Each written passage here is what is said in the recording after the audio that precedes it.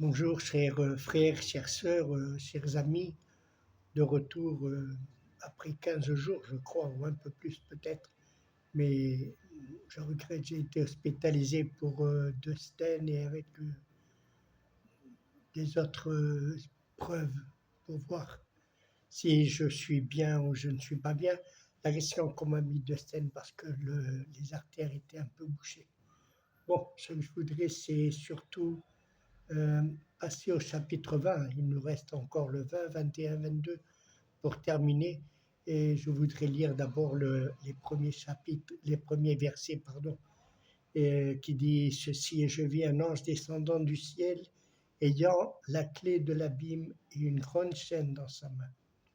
Et il saisit le dragon, le serpent ancien, qui est le diable, qui est Satan, et le lia pour 1000 ans.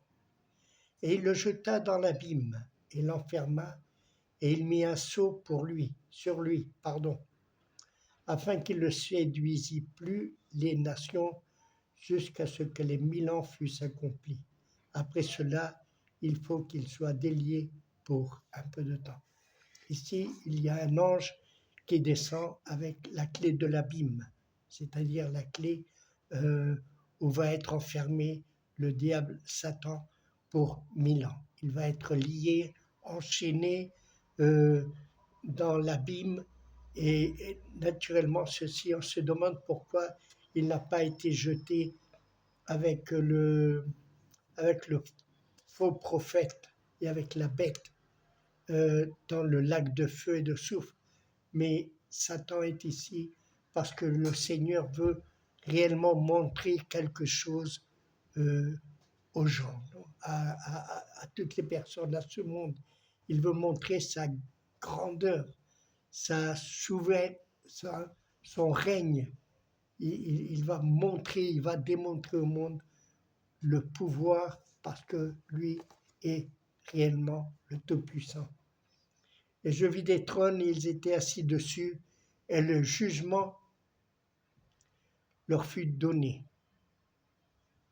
Et les âmes de ceux qui avaient été décapités pour le témoignage de Jésus et pour la parole de Dieu, et ceux qui n'avaient pas rendu hommage à la bête ni à son image, et qui n'avaient pas reçu la marque sur leur front et sur leurs mains, et ils vécurent et ils régnèrent avec le Christ 1000 ans. Il y a un trône où ils étaient assis dessus, des trônes. Je pense que ceci est ce qu'on a vu auparavant de ce nouveau-né dans cette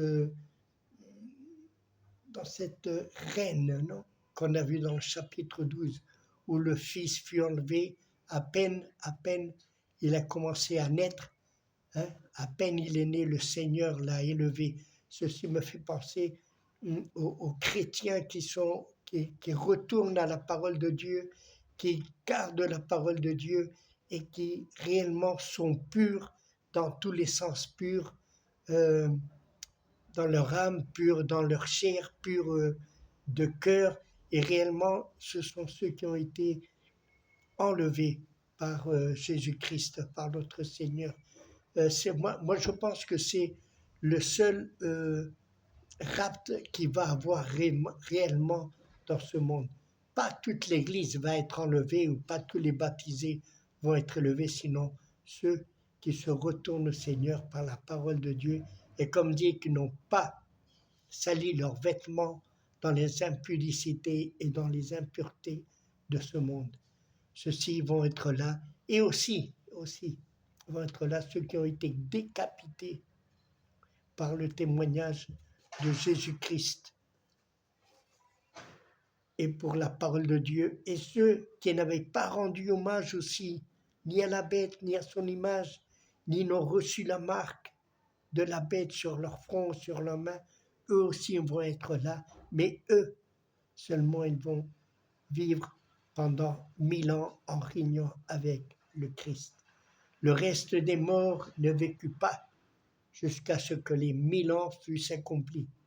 C'est ici la première résurrection. La première résurrection tombe sur les chrétiens, les vrais chrétiens, hein, à part ceux qui ont été qui ont été raptés, qui ont été enlevés par le Seigneur.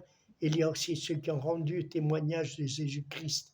Eux aussi vont être là et ils vont vivre pendant 1000 ans en régnant avec le Christ. Hein.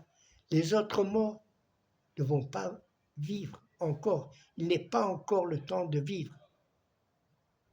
On va voir pourquoi, parce qu'il va y avoir une deuxième, ceci est la première résurrection des chrétiens. C'est la première résurrection. Et ils vont vivre pendant 1000 ans avec le Christ quand il va venir et il va battre et il va, disons, gagner la bataille de l'Armageddon. Alors là, les chrétiens vont être là avec lui. Ceux qui l'ont suivi, ceux qui n'ont pas reçu la marque de la bête, ceux qui n'ont pas rendu hommage à la bête, ne seront rendus aux pieds du diable. Ceux-ci vont régner avec le Christ pendant 1000 ans. Les autres morts, ils resteront morts. Bienheureux et saint celui qui a part à la première résurrection. Sur eux, la seconde mort n'a point de pouvoir. Mais ils seront sacrificateurs de Dieu et du Christ, et ils régneront avec lui 1000 ans. Heureux ceux qui ont eu part à cette première résurrection. Vous savez pourquoi? Parce que la mort ne va plus avoir de pouvoir sur eux. Ils ne vont plus mourir. Ils vont régner avec le Christ. Ils vont être réellement des prêtres pour le Christ, des sacrificateurs pour le Christ. Ils seront là pendant les 1000 ans, rendant hommage à notre Seigneur Jésus-Christ. Et ce qui est très intéressant, c'est que la mort ne va plus avoir de pouvoir sur eux. Pourquoi? Parce qu'ils sont totalement revêtus de Christ. Ils ont subi la mort dans leur baptême et ils ont subi la résurrection en sortant des eaux. Et maintenant, ils vont être là avec Jésus. Ceux qui ont été décapités, tous les premiers chrétiens qui sont morts, même les prophètes qui sont morts, tous vont ressusciter et ils vont être là pour régner avec Jésus-Christ. Ils vont être des prêtres, des souverains sacrificateurs. Et quand les 1000 ans seront accomplis, Satan sera délié de sa prison. Après, juste dans les 1000 ans, Satan va être libéré à nouveau. Et il sortira de l'abîme pour égarer de nouveau les nations qui sont aux 4 coins du monde, c'est-à-dire du nord, sud, est, ouest. Il va essayer d'égarer les nations. Gog et Magog, pour les assembler pour le combat, eux dont le nombre est comme le sable de la mer. Il va à nouveau réunir les nations pour combattre Dieu. Il n'en a pas eu assez d'être enfermé pour 1000 ans. À peine il sort, il essaye à nouveau d'égarer les nations, de les emmener avec lui et pour faire la guerre à ceux qui sont là. Et ils montèrent sur la largeur de la terre et ils environnèrent le camp des saints et la cité bien-aimée. Ils vont combattre le camp des saints et la cité bien-aimée, c'est-à-dire la nouvelle Jérusalem, la Jérusalem qui est descendue du ciel, là où habitent tous les saints qui sont avec notre Seigneur Jésus-Christ sur la terre. Il va combattre les saints. Il n'en a pas eu assez d'être lié pour 1000 ans. Il a eu le temps pendant 1000 ans de se repentir et de demander pardon à Dieu. Pendant 1000 ans, il a eu ce temps de penser, de se repentir et de revenir à Dieu. Mais il n'a pas voulu. C'est comme Pharaon. Pharaon, tout le temps, Moïse lui donnait un temps. Demain, ceci s'accomplira. Ce soir, ceci s'accomplira. Il y avait un temps quand il parlait avec le Pharaon jusqu'à ce que les plaies descendent. Il y avait un temps pour que Pharaon se repentisse. Mais chaque fois, il endurcissait plus son cœur. Satan, c'est la même chose.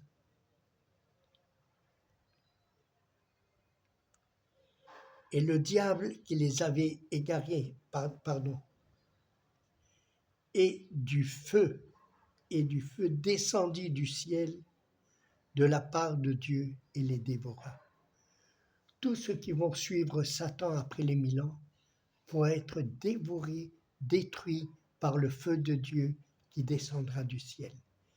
Ils n'auront même pas besoin de commencer la guerre contre les saints, que le feu de Dieu va tomber du ciel.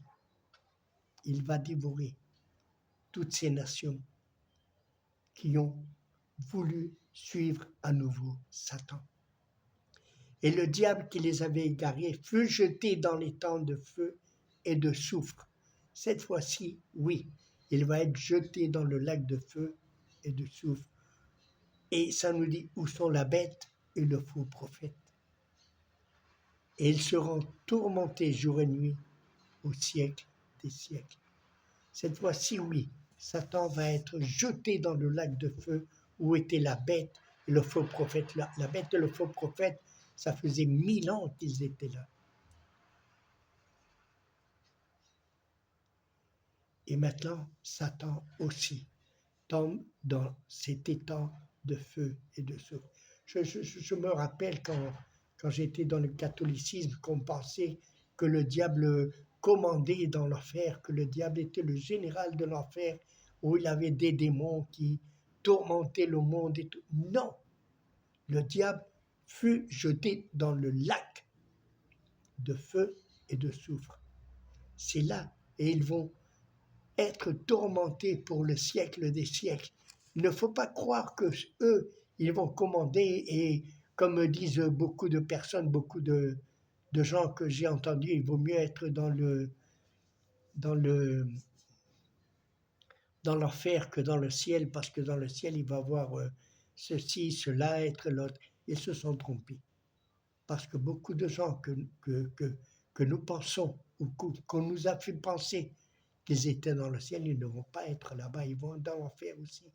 Ils vont être jetés aussi dans le lac de feu et de soufre, avec le diable, le faux prophète et la bête.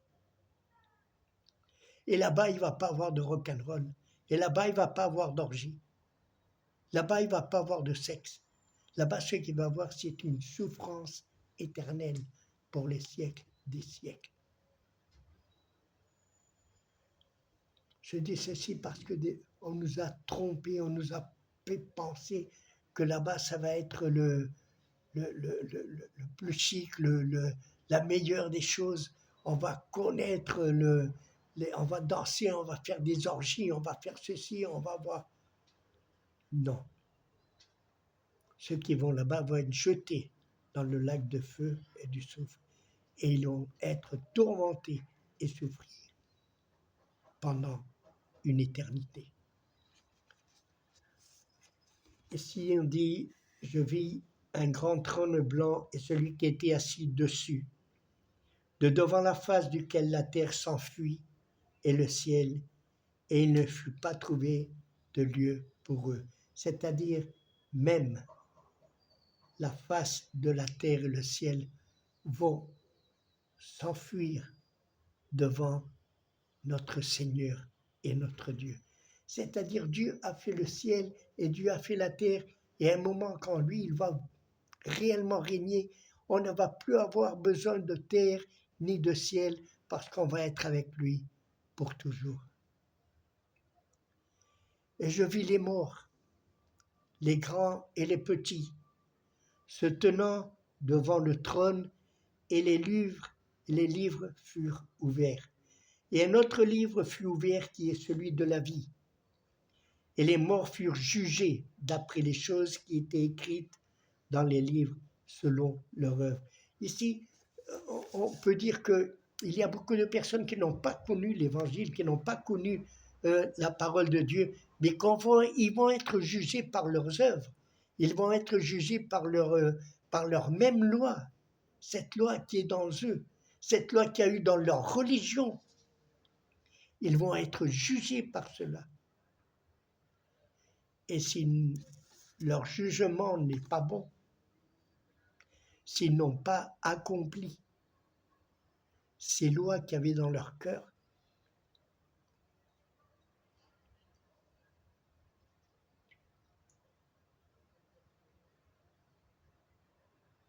ils vont être jugés selon leur...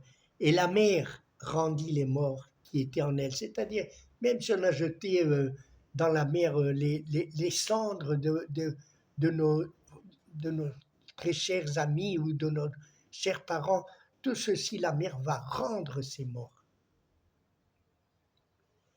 Et la mort et le Hadès rendirent les morts qui étaient en eux. Même le feu va rendre les morts.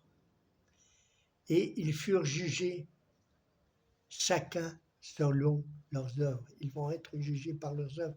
Beaucoup de personnes disent non, moi j'ai tué personne, et peut-être que tu as fait de l'adultère, peut-être que tu as volé, peut-être que tu as menti sans vouloir, peut-être que tu n'as pas aimé tes parents, ni ta famille. Tu as même eu de la haine un peu envers les amis, et ceci va être jugé aussi par Dieu. C'est ici la seconde mort, l'étang de feu, c'est-à-dire celui qui n'a pas accompli, celui qui va être jugé par leurs œuvres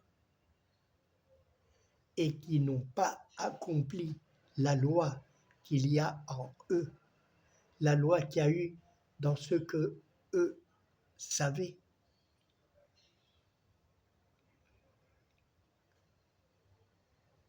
Tous vont être jetés dans le lac de feu et de soufre avec Satan, la bête et le faux prophète. Et si quelqu'un n'était pas écrit dans le livre de vie, il était jeté dans l'étang de feu. C'est-à-dire, il y a beaucoup de personnes qui vont être jugées selon leurs œuvres. Beaucoup de personnes disent, moi j'ai suivi ma religion, hein. Mais mon cher ami, il y a des œuvres qu'il y a en nous. Si on ne croit pas en Jésus-Christ, si on n'a pas accompli la loi de Dieu réelle, si on s'est prosterné, ce monde aujourd'hui va réellement à une vitesse incroyable. Ce président qui veut être le leader mondial, tout ceci est en train de dire que la parole de Dieu est véritable, que la parole de Dieu est là, que la parole de Dieu va accomplir tout ce qui est écrit.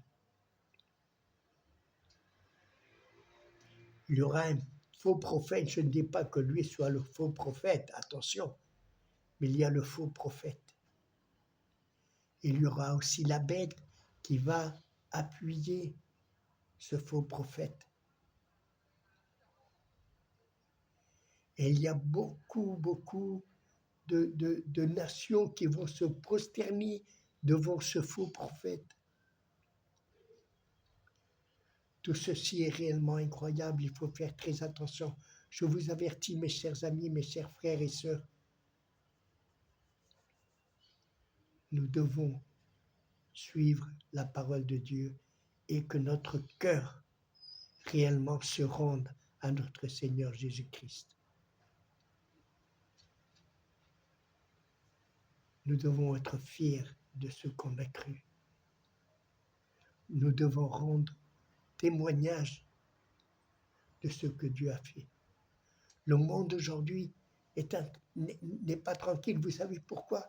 Parce que je l'ai écouté en France, je l'ai écouté en Espagne, j'ai écouté qu'il y a des journalistes et même des pays, même, des partis politiques qui sont réellement concernés par la croissance du christianisme. Et ceci est réellement incroyable. Le Seigneur est en train d'appeler tous ses fils, tous ses enfants, pour les emmener avec lui dans la nouvelle Jérusalem. Incroyable. Mais nous voyons toutes les merveilles que Dieu est en train de faire. Vous savez, la parole de Dieu est en train de s'accomplir réellement. Beaucoup de tremblements de terre, le change climatique, les étoiles qui filent d'ici par là. Le monde est réellement en train d'être jugé par la parole de Dieu. La nature crie et est en train de clamer pour que les fils de Dieu